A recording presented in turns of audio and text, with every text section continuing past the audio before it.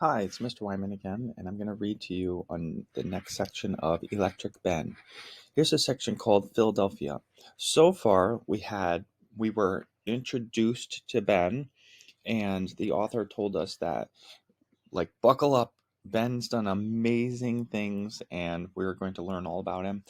And then the author talked about Ben's school days and how Ben, just like you, experienced school and what it was like growing up in a huge family and how that family functioned. Then we had a section where Ben went from school to like real world school, where he was being an apprentice. And that means a person who is being tutored or taught by an individual for a specific trade. And the trade was printing. So James, Ben's brother, was training Ben to be a printer, and they were teenagers. So James was an older teenager, like maybe 19, and Ben, or early 20s, Ben was only 16, I think, and he was learning to be a writer, and he was reading all of these texts that he and his brother were printing, and trying things out and trying different wordings and different ideas, and he actually got really good at it, so good that James was jealous. And that's when Ben ended up running away. And where did he run to? Philadelphia. So let's find out what happened in Ben's life next. Here he is standing on a Philadelphia street. This is called cobblestone. Philadelphia, the city of brotherly love, was founded by the Quaker William Penn. The name is derived from the Greek words philos, love, and adelphos, brother. It, it expresses Quaker religious tolerance.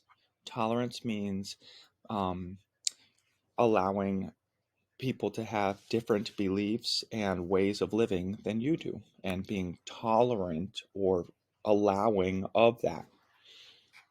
Franklin's landing in Philadelphia was less than spectacular. His clothes were dirty and wrinkled. His pockets were stuffed with shirts and stockings. He knew no one and only had about $1. These are a lot of details, and they really paint a picture for um, Ben's life and his situation, when he arrived in Philadelphia. He bought 3 puffy rolls and walked down Market Street, eating one. With the other 2 under his arms, he passed the house of Deborah Reed, who would become his wife. He later wrote that she thought I made, as I certainly did, a most awkward, ridiculous appearance. 3 days later, Ben met Samuel Keimer, who was opening a print shop. Keimer was an eccentric. Now, look, I only see part of the word there, but the only word I know to have this beginning is eccentric. Let's see if that's what this word ends up being. Yep, eccentric. Disheveled man who knew little about the art of printing and was impressed with Ben's craft and immediately hired him as his pressman. Eccentric means really into lots of different things, very artistic and talented. Let's take a look at this. Oh, so this is labeled. There's like a heading above this image, and then there's a caption. This says London. Londoners were fascinated by Franklin's swimming skills. Remember, he swam a lot in the beginning of the text. It talked about him laying on his back in a pond and allowing a kite to pull him along. You'd only lay on your back if you felt absolutely comfortable with your swimming skills. He swam from Chelsea to Blackfriar, about 4 miles, performing on the way many feats of activity both upon and under water. He was asked to start a swimming school and said, had the overture been sooner, made me probably I should not so soon return to America. Oh, boy, this is like really difficult prose to read. Had the overture been sooner made, me probably I should not soon return to America. In other words, had I been offered this job or position, it's possible that I wouldn't have come back to the United States and had done what you did. Ben's skills as a printer and writer caught the attention of Pennsylvania's governor, William Keith. He offered to help Ben open his own shop.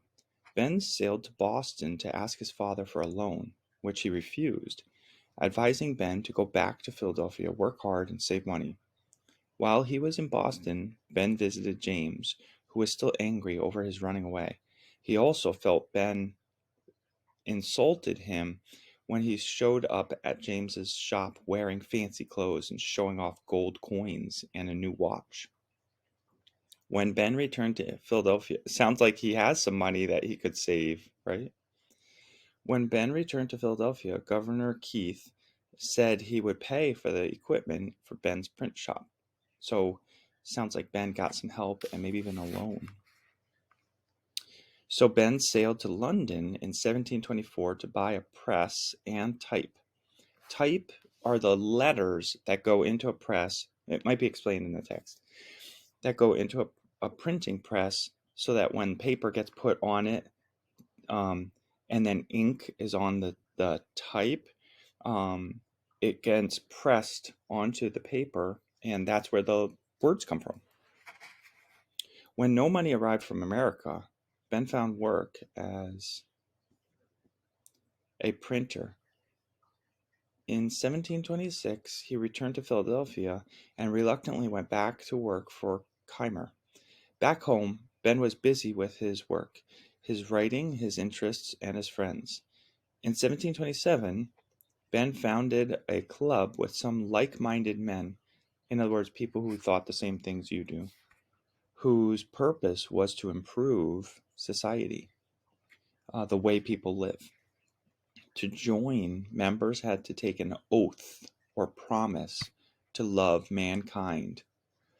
First called the Leather Apron Club, it later became known as the Junto, which in Spanish, so junto maybe, which in Spanish means together. The club met every Friday night and lasted almost 40 years. Wow, 40 years. It's interesting too that they used a Spanish word. Maybe that's so that English speakers wouldn't know what they were up to. Philadelphia, with its central location, was growing quickly as new arrivals landed at its port. It was the right place for Ben. So he happened to be in the right place at the right time. That's what that's called. Below. The voyage back to Philadelphia took 83 days. Wow. Which was unusually long.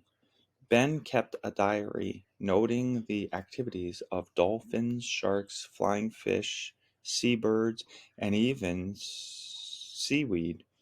He wrote a regular plan for life, vowing to work hard and save money, to be honest, and to speak ill of no man whatever. Remember, the club's idea is to love mankind, to help people out. Below, so down here at the bottom of this page, it says below, at their meetings, members of the junto argued and conducted debates. So debating would be a classy way to argue where you're trying to prove your point. In the sincere spirit of inquiry after truth. Inquiry being like asking questions or trying to get at the truth. Every 3 months, each man had to produce and read an essay of his own writing on any subject he pleased. In other words, it was like forcing all of the members to become better writers and readers and thinkers and debaters.